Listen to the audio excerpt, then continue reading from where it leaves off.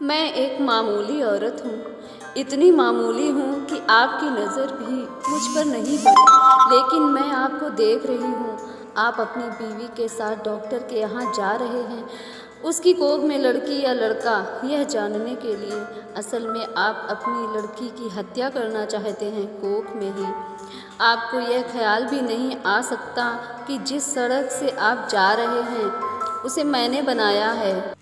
मैंने यहाँ रोड़ियाँ बिछाईं और फिर उन्हें धुरमुट से कूटा था।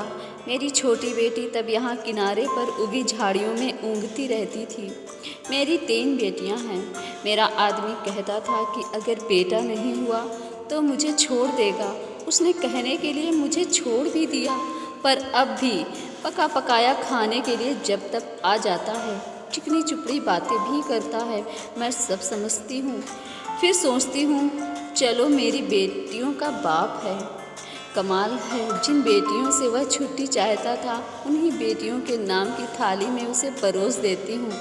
वह समझता है बेटियाँ बोझ हैं।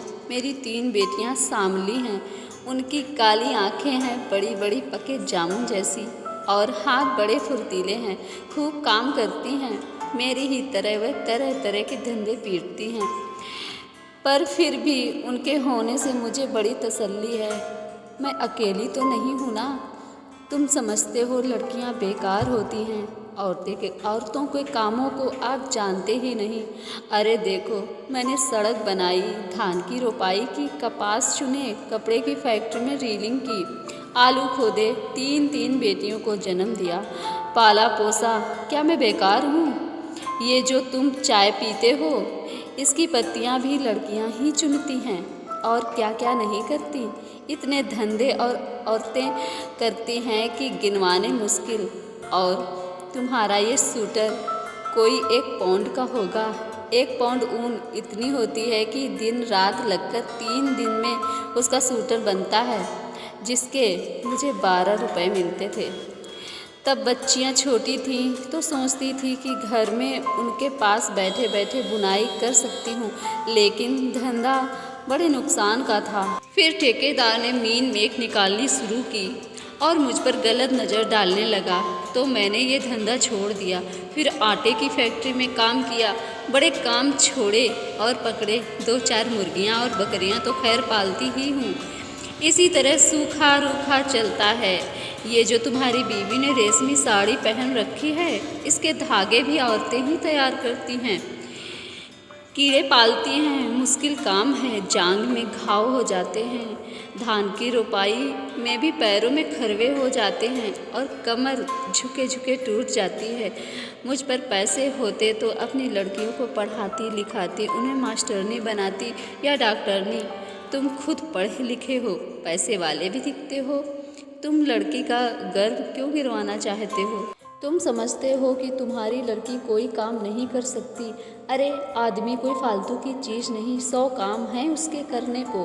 फिर इस तरह सोच समझ कर लड़कियों को मारना तो कुदरत से खिलवाड़ है। अगर मान लो तुम्हारे घर लड़का हो गया तो तुम क्या सोचते हो वो तुम्हें लड़की से ज़्यादा प्यार करेगा? फिर लड़के बिगड़ते भी बहुत हैं। आजकल उनका ध्यान शराब ताश और मारपीट में ज़्यादा हो गया है। मान लो लड़की ही पैदा हो जाए तो क्या? तुम उसे पढ़ाना लिखाना, वो तुम्हें खूब प्यार करेगी। लड़कियां माँ बाप को खूब प्यार करती हैं। तुम्हारे घर में रौनक होगी सो अलग से। तुम सोचते हो दहेज देना पड़ेगा तो तुम उसे खाने कमाने लायक कर देना। दहेज मांगने वाले से शादी मत करना। हो सकता है आप अपने आप ही ऐसा लड़का मिल जाए जो बिना दहेज के शादी कर ले। अगर ना मिले तो क्या, वो कमाएगी खाएगी और तुम्हारा सहारा बनेगी। हो सकता है वह तुम्हारा नाम रोशन कर दे। तुम्हारे लिए क्या पैसा ही सब कुछ हो गया, या दुनिया का डर अपनी बेटी से भी बड़ा हो गया? आखिर तुम अपनी बेटी को प्यार तो कर ही सकते हो और बेटी भी तुम्हें प्यार कर सकती है। माँ बाप और बच्चे का इतना रिश्ता बहुत हुआ, इसके लिए तो आदमी जीता है। पैसे को चाहे जितना मानो या मोह ममता, फिर भी बड़ी चीज़ है। इसे बनाए रखने में ही खैर है, नहीं दुनिया उजड़ी समझो। कुदरत के साथ इतनी मनमानी अच्छी नहीं। लड़कियों को तुम ऐसे ही गिरवाते रहे तो औरतों की कमी हो जाएगी, फिर तुम उनके लिए कुत्तों की तरह लड़ोगे। दहेज के डर से आज उन्हें मरवा सकते हो तो कल फिर पैसे के लालच में भी बेचोगे भी। इस तरह क्या दुनिया बड़ी अच्छी हो जाएगी या तुम्हारे घर परिवारों में खुशियाँ छा जाएंगी। तुम जो रेशमी साड़ी पहनकर इसके साथ चली आई हो, इससे इतना डरती क्यों हो? सोचती हो ये तुम्हें छोड़ देगा? ये मिचमिची आँखों वाला अगर तुम्हें छोड़ भी दे तो क्या तुम मर जाओगी? मैं तो पढ़ी लिखी भी नहीं थी, मैं तो तानों से भी नहीं डरी। आदमी ने छोड़ने की धमकी दी तो कह दिया ले छोड़ दे। अब भी मेहनत करके खाती हूँ, तब भी मेहनत करके खा लूँगी, पर वो क्या मुझे छोड़ पाया। हम औरतें बड़े काम की हैं, हमें ऐसे ही थोड़े छोड़ सकते हैं। परिवार की ज़रूरतें तो इन्हें भी हैं, नहीं तो हाँफते हाँफते मर जाएंगे, कोई पानी देने वाला भी नहीं मिलेगा। मैं तो कहती हूँ बेटी भी पैदा करो, दहेज भी मत दो और डरो भी मत। देखना दुनिया ऐसे ही चलेगी, इससे अच्छी चलेगी। दाब धौंस कुछ कम ही होगी। मेरी बेटी ने कढ़ाई सिलाई सीखी है, वो ना होती तो फिर क्या था। मैं तो दुनिया में धंधा पीटती मर जाती। अब भी मेहनत करती हूँ पर मन में खुशी भी है। मेरी 3 लड़कियाँ खूब हुनर वाली हैं, कोयल जैसी आवाज़ है उनकी, सुनने में थकान मिट जाती है। ना करे कोई शादी, अपनी ज़िंदगी भाड़ में बनाए, और जो करेगा शादी वो भगवान होगा। चलती हूँ। ये ठेकेदार आता दिखता है, आँखों से कम सूझने लगा है। ये जो लिबर्टी सिनेमा है ना, इसे गिराना है।